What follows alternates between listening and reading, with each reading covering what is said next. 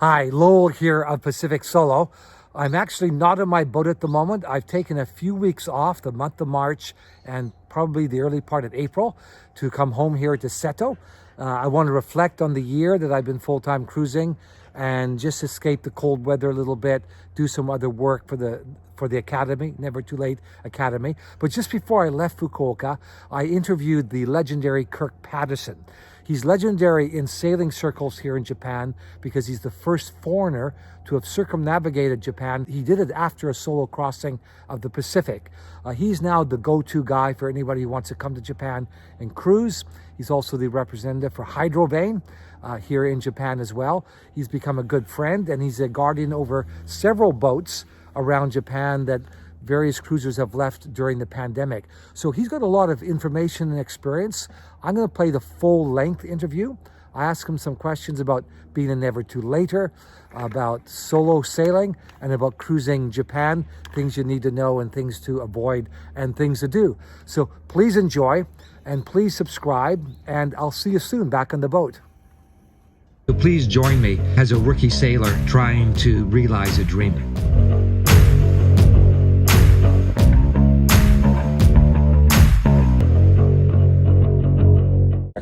Good morning, sir. Welcome aboard. So before I come on board, tell me about this boat. This boat is an FPB built in New Zealand, American designed. One of only 13 boats like it. Then the designer retired. It's an 80-foot all aluminum offshore capable powerboat.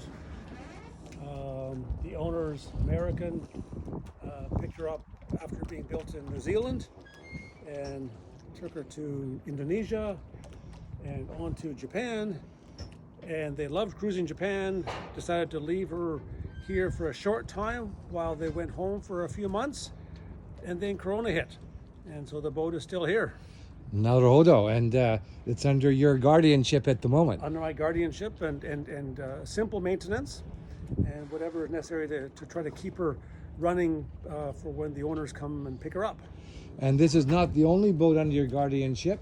Capaz also is. Capaz is a steel 50-foot boat.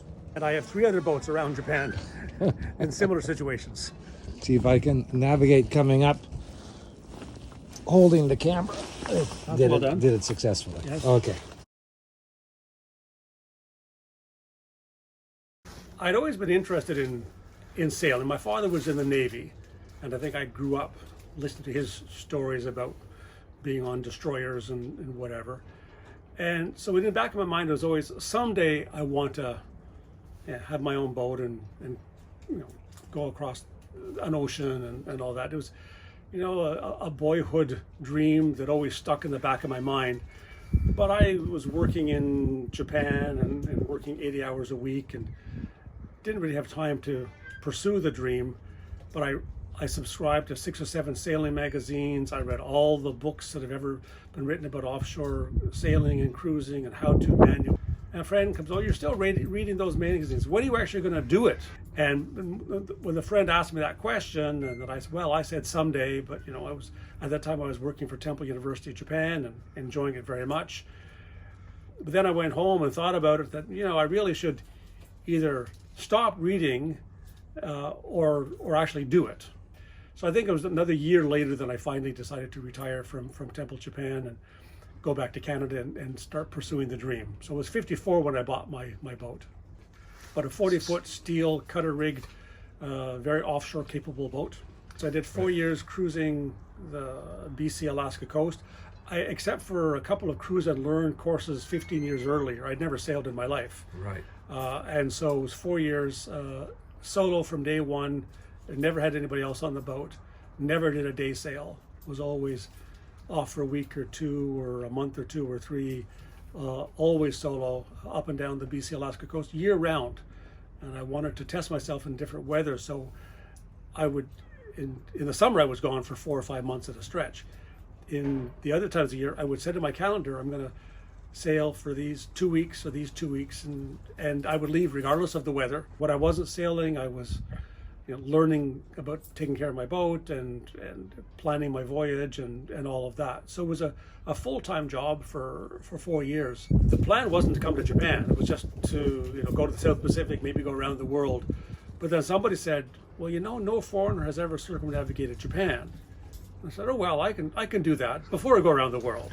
So, this little thing called the Pacific Ocean in between that I had to cross, but the goal was really to come to Japan and circumnavigate Japan. I left in 2012, was going to be 2011, but then the tsunami forced me to push back my departure a year. And I sailed to Hawaii. It was a 27-day, 3,000-mile passage. A few adventures along the way, but basically it was a very good passage. Once past the Oregon coast. The Oregon coast is famous for being challenging. Once past that, then the rest of the sailing was fantastic. I got to Hawaii, planned to spend a week or two there, and then head on to Japan. But then I got there a little later than expected. I had some repairs to do, and then typhoon season started early that year. So after thinking various options, I decided to stay in Hawaii. I didn't want to do nothing, and Hawaii is rather expensive. So I'd always had in the back of my mind that someday I could become a bartender. And so I went to bartending school for the 1 week intensive course and applied for 60 different jobs and pubs and hotels and bars and whatever. And I finally got hired at the Harbor Pub in Hawaii, a 3-minute walk from where my boat was moored. And then I was also hired to be a bartender at Hawaii Yacht Club, which is also 3 minutes from the boat. So I worked as a bartender 40, 50, 60 hours a week, all jobs within a 5-10 minute walk of my boat. So it was a good life in Hawaii. I was tempted to stay. I made friends. Sure. I also became a registered wedding officiant, so I was doing beach weddings in Hawaii. But then I decided, well, I'd invested so much time and money in getting myself and the boat ready that I really should go on to Japan. I could always go and bartend later if I wanted. So then Hawaii to Hakodate in Hokkaido was 37 days, about 4,000 nautical miles. The first half of the trip was glorious. It was heaven. The second half of the trip was hell. There was lots of storms. What time of year was that? That was in April, May. Right. Okay.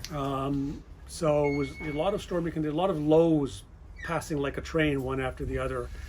And we dead calm, and then it would be 40, 50 knots, and not a lot in between.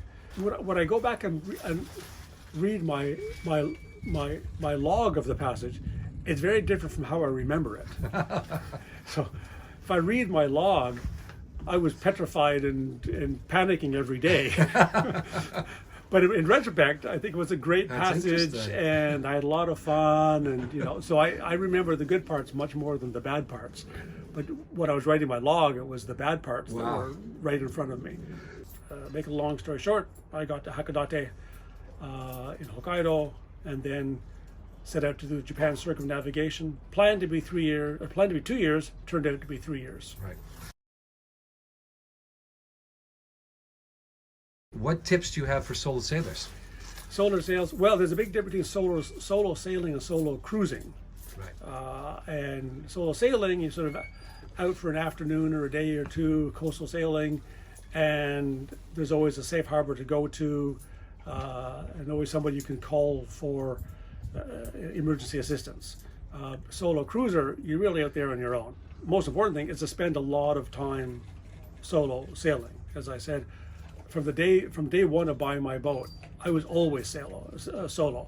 I was reading Sailing for Dummies, and as I was going, and pull this string and that string, and it wasn't pretty at times, but so I strongly advise people never to sail with anybody else. Always sail solo, because you know your strengths and weaknesses.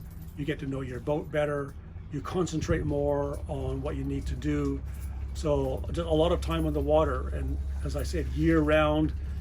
Don't just go out practicing when it's good weather, but go in all weather conditions. Challenge yourself and the boat. Learn how to do all the different things that you need to do on the boat. So just lots of time on the water, and always solo is critical, is the first tip. Related to that, I made a mistake when I was practicing for my offshore passage.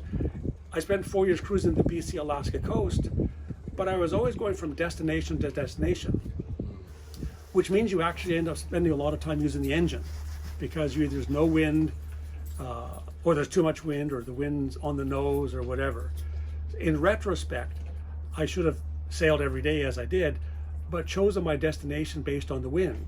So instead of sailing to a predetermined destination, say, well, the wind is going this way, so I'll go here, or whatever. I should have done that. I would have had more sailing, actual hands-on sailing practice if I had actually been less focused on the destinations and more on the, playing with the wind on the water.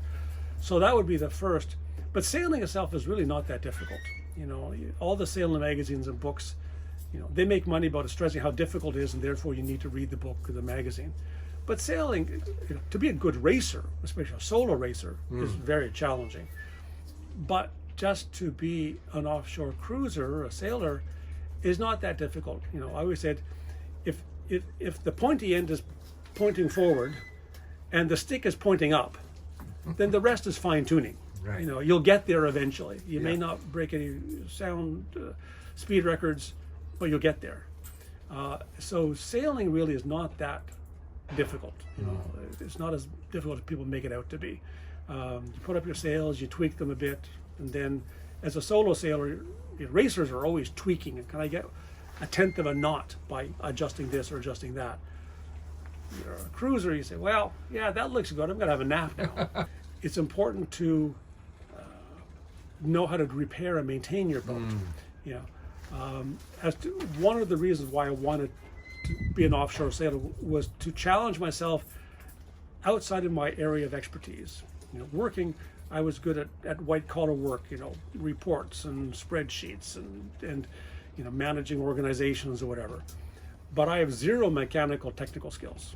Even by modern male standards, I'm still way at the bottom end of the curve.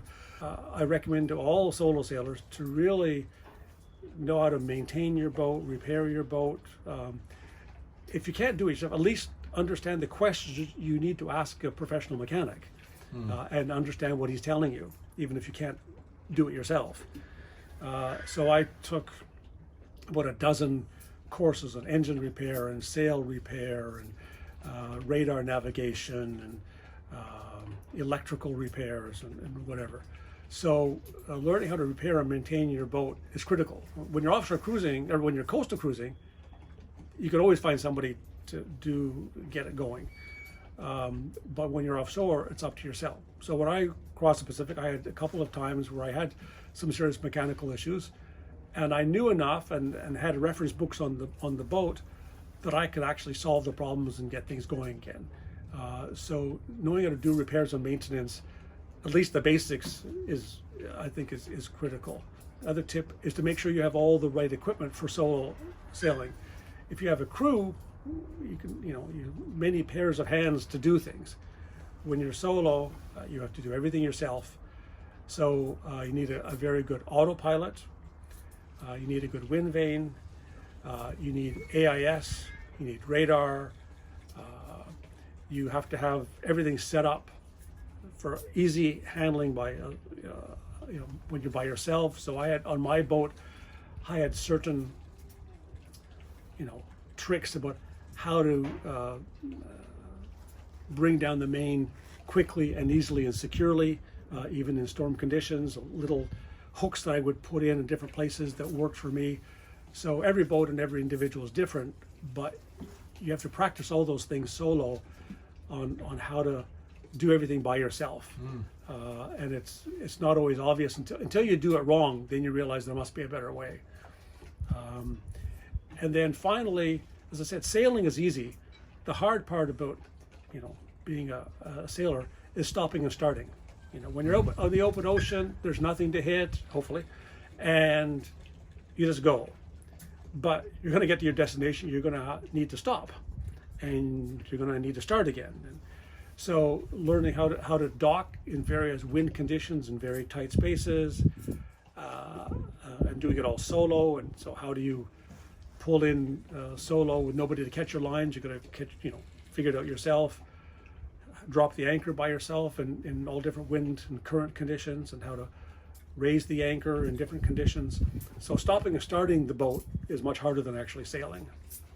In my preparations, I was very methodical, thinking, what if? Right. What if the boat rolls over? Where is everything going to fly in the boat? So I better make sure it doesn't fly around. Right. Or if this happens or that happens, how will I prevent that? Or what's my backup? Or what's the backup to the backup? So those preparations, very much helped me deal with some of the crises I had along the way, because I had backups for everything and backups to backups for everything. Japan, I think, is one of the great cruising grounds in the world. It's not known, but it's fantastic. There are very few negatives and lots of positives. So the first positive everybody mentions is the people in Japan. Omotenashi, Japanese hospitality. The people are friendly, helpful, sincere, honest, and so just the human interaction. Every time you go to a fishing port or a marina, you'll meet people, and if you're in trouble, they'll help you. So the people are great. History and culture is fascinating. So wherever you go, there's a temple, a shrine, a castle, some interesting tidbit of history that may not be, taught around the world, but in that little town, they've got their claim to fame in the 14th century, the 16th century, or whatever. So there's always something to learn about Japanese history and culture wherever you go. The scenery is fantastic, and one of the reasons I think Japan is such a great place to cruise is the diversity of scenery. So Japan's a very long country. So northern Hokkaido is at the same latitude as Montreal. And southern Japan, Okinawa, Oshigaki, same latitude as Key West, Florida. So you've got that same range of geography. You've got very rugged, wild geography in the north, in Hokkaido, which makes sailing challenging there. You've got temperate climate. You've got down in the south, you've got coral atolls and beautiful beaches, and you've got the Seto Inland Sea, which is own geography, lots of islands and currents and all that. So the diversity of the scenery. If you cruise the BC Alaska coast, you've got magnificent mountains and trees. You go for a week and you still have magnificent mountains and trees. Another week is the same. The scenery doesn't change on the entire BC Alaska coast. The scenery is the same. You open your eyes and you wouldn't know where you are. In Japan, there's always new scenery, physical scenery, the towns, the villages along the way. So the scenery is fantastic and diverse. Japanese food is delicious and regional fare. What you get in Hokkaido is different from what you get in Hokkaido, from what you get in Okinawa. I'm a big fan of sake, so I made a point of tasting the sake in different areas and then getting into shochu in Kyushu, etc.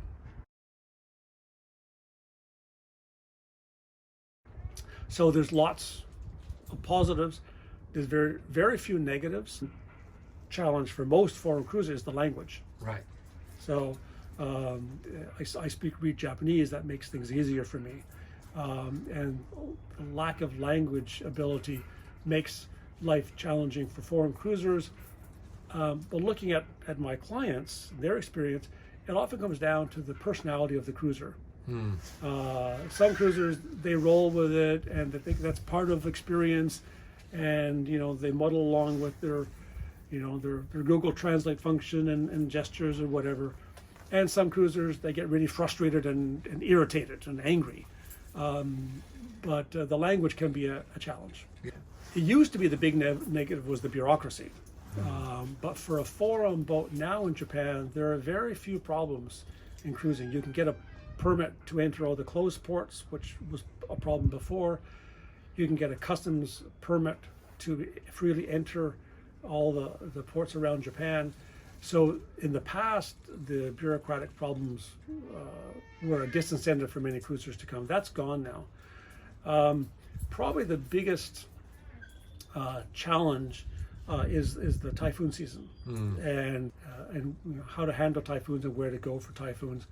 But having said that, Japan's been handling typhoons for 1,500 years. The harbors are well set up for handling typhoons. You know well in advance if a typhoon is coming. So I've sat out, I think, 8 typhoons, the close direct hit typhoons, except for one broken cleat on my boat. I never had any damage, any issues. One time the typhoon was so ferocious and so close that I did leave my boat and slept on land that night. But even the typhoons, you can manage them if you get to a safe port early and you know a week in advance if they're coming. So that's the biggest challenge. There are other challenges you just need to be aware of. There's lots of aquaculture areas that it's all, if you have good charts, it's all on the charts. So you can see where the fishing nets and aquaculture areas are. So you can avoid those. Many of the fishing boats are small, one person on board on autopilot. He's dealing with his nets and not worrying about where he's going. So you have to watch that. But that's, again, wherever you sail, you have to be aware of what's around you and deal with it. Up in the north, there's lots of fog. So you have to have very good radar, know how to use your radar. But they're really then you're getting just typical challenges of sailing anywhere. So except for the typhoons, of course there are tropical storms in many parts of the world, so even that's not unique. But except for the typhoons, Japan is really not challenging at all. The great thing about cruising in Japan is you can moor almost anywhere for free. Most of the mooring in Japan is in fishing ports, and which are free. Now, in years past, sailors from 20, 30 years ago would tell me stories about, you can't go into fishing ports because you'll get kicked out and all that. But now the fishing ports are becoming empty. Fishing is dying as an industry, especially the small boat fishing. So you can go into a fishing port almost anywhere, and except near Tokyo or Osaka, and find a place to tie up, and it's free. And walking distance to an onsen and a local restaurant and whatever. So foreign cruisers, sometimes, in most countries, the standard thing is to anchor. Anchoring is difficult in Japan for a variety of reasons. So fishing ports are the default option. There are places where you can anchor, but in general, fishing ports are a great place to spend time, and you get to meet the local people, which if you're anchoring, you don't meet anybody. So fishing ports, though, you'll be on a wall. Right. So how do cruisers need to prepare for being on a wall? Yes, you need very large fenders, large round polyform fenders. You can buy in Japan the styrofoam fenders a fishermen use. You need jumbo size fenders, and many of them. On my boat I had 4 jumbo ones, 4 semi-jumbo ones, and 4 normal ones, and all preset in terms of length of the rope, which is where I would hang them off the boat. And because you're on a concrete wall, you've got the corner of the concrete wall, and your dock lines will scrape against the edge of that wall, so you need to use wire cable or chains to connect from the bollard to the dock line, so the dock line is not rubbing against the wall. And because you're against the wall and fixed wall, so the tidal change will push the boat up and down, and so you need to how to adjust the dock lines appropriately, so you're not getting up in the middle of the night to adjust them. You set them so that they're tight at low tide but still manageable at high tide. And you also advised me once to get a step ladder, which actually I have, and I've used it a couple of times for extremely low tides. That's right. To get off the boat. Yeah, you need a ladder for the tides. There are often cut into the concrete walls concrete steps. Right. If you can tie up against that, that's easy. But if that's not available, then having a ladder is essential. And always make sure, as I sometimes didn't, to make sure the ladder is where you are. If you're on land, the ladder should be on land, not on the boat. Right. Okay. Yeah. Oh, that's in hindsight, that would have been, I should have thought of that. Yeah, it's, Okay, and also, I know there's an overlap in these categories, but there's different types of morages in Japan.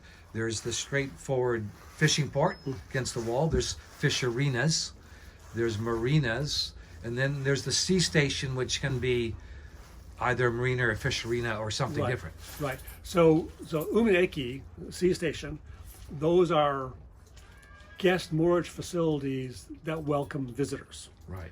And there's about 160 of them, and about 2/3 of that are marinas. So marinas will register as an umineki, Right. and the other 1/3 are local fishing co-ops or local governments that might have a dock for 1 boat or 2 boats or 5 boats or whatever. And always pontoons? No, there are sometimes concrete walls. Okay. I can think of a couple offhand. Generally pontoons, generally floating pontoons, but not always. And the prices vary. If it's a marinas, they just charge the regular prices. There's no benefit to being umineki. But some are free. So it ranges between expensive and free. And generally, the non-marina uminekis are quite reasonable. Right. Some of them only handle smallish or small boats. So a lot of foreign cruisers, 50, 60 feet, cannot stay at most of the local uminekis. Fisherinas are marinas operated by the local fishing co-ops, but and some are very simple, and some are just for smaller boats, and sometimes just for power boats. But some are full-scale marinas and indistinguishable from a normal marina. Right. After I did my circumnavigation, I realized that Japan's a great place to cruise, but there's no information about it. So I decided to write a cruising guide to Japan. So I was going to, and I started living on an island in the Seto Inland Sea as my base to be able to write the cruising guide. And so I cruised for 3 more years after the circumnavigation, so a total of 6 years, gathering information for the cruising guide. But along the way, I met a woman at a marina in Fukuoka, and I married her. And Congratulations. Thank you. And so in stages moved from the island home to Fukuoka, and now we have a 4-year-old daughter. So the cruising guide has sort of been put on the back burner, but you alluded to my favorite ports blogs, and those are really the starting point for what the cruising guide will be. I'll flesh those out, but that's forcing me to work on the cruising guide. So computer consulting was established as a different way, in addition to the cruising guide, to support foreign cruisers. So, perhaps explain, maybe you're going to, what does computer mean? Because it's a Japanese word that... So computer is the Buddhist god of sailors or seafarers. Right. And so computer takes care of foreign cruisers, computer consulting takes care of foreign cruisers, then computer the god takes care of seafarers. So I wanted to support other foreign cruisers, and this came about because different people were passing my name around to other sailors. So people would say, "Oh, you're going to Japan, contact Kirk." So I was getting a lot of calls and emails from people needing advice. So I set up computer consulting to serve foreign cruisers coming to Japan, and more broadly to support marine tourism, because I think the Japanese ocean is fantastic, and whether it's sailing or kayaking or surfing or fishing, whatever, there's lots of different activities to be done along Japan's oceans. So that was the starting point for computer consulting. It's expanded. I now support local cruisers who need help in buying a boat, or finding moorage, or help in registering with JCI, and so on. So more broad range of services in addition to helping foreign cruisers. And recently I've become the Japan agent for hydrovanes, and you've got a hydrovane wind vane on your boat, and I had a hydrovane on my boat. And hydrovane wind vane, for people who don't know, a wind vane is a way to self-steer the boat but without using electricity, driven by the wind, the mechanical device. And I had hydrovane on my boat. It steered the boat 98% of the time across the Pacific, and it's a great. I think it's far and away the best wind vane on the market. And the owners, Hydrovane is a Canadian company. I knew the owners, so I asked if they wanted an agent in Japan, and they did. And so I, just as of a few months ago, I became the Hydrovane agent for Japan. Right. Autopilots are very good, but they're also very unreliable. Right. And so you need a backup to the autopilot. And when you're offshore, the wind vane is your primary steering, the autopilot is the backup. I think it's important to know when to go. You know, and as I said, you know, I was prompted to make a decision by a friend's innocent question. But one can spend a lot of time thinking and not doing. Right. And it's something you just got to do it, you know. And I quit a great job and moved back to Canada because, you know, I realized time was passing. I needed to do it. And also you need to know when it's time to finish. So I sailed virtually full time for 11 years. And then to close the story, I was setting off for another Japan circumnavigation. I wanted to see if I could be the first person, foreign or Japanese, to circumnavigate Japan in 1 year. And I started off doing that. I left early in the season. I was heading south near Yakushima, and I realized, you know, this is not as fun as it used to be. So I'm sailing along. I called my wife and said, you know, I'm thinking of quitting sailing. She said, yeah, good idea. And she had never put any pressure on me. You know, she knew that's what I did. So I got to Yakushima, I did a U-turn, and I came back, and I sold my boat. So I think that was the right time and the right decision to start sailing. And I think it was after 11 years of full-time sailing, it was the right time and the right decision to stop sailing. You know, as you say, there's, you know, when one door closes, another opens. Yeah. I wouldn't have started Compira if I hadn't stopped sailing. And so I'm very happy now to be doing Compira and passing on this information to other people. And you have a daughter. And I have a daughter who thinks that every yacht that I take her to, she thinks that's her own personal yacht.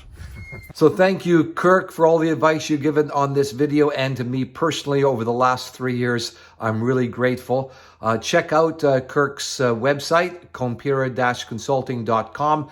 Particularly read his blog about his favorite ports around Japan. And he gives lots of great advice on his website as well. Just a reminder that it's been a year since I started full-time cruising around Japan. Kirk is one of my many advisors on my shore team.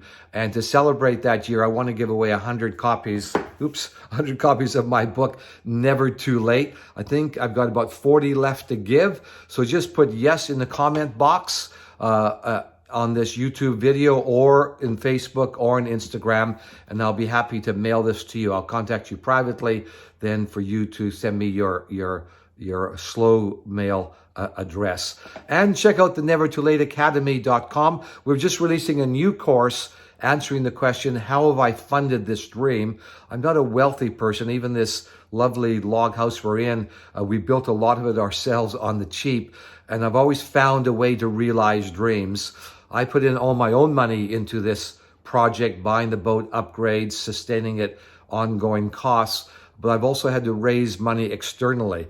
And one of the ways I've done that off a small YouTube channel is I've not really paid much attention to Google Ads, although I've made, I think, $157 off of that. But I was able to raise $100,000 US cash to help me buy the boat and upgrade it. And if you want to learn how I did that and learn the principles that I've learned over 55 years of fundraising, check out the Academy and the new video. I'll be going back to Wahine in a couple weeks' time.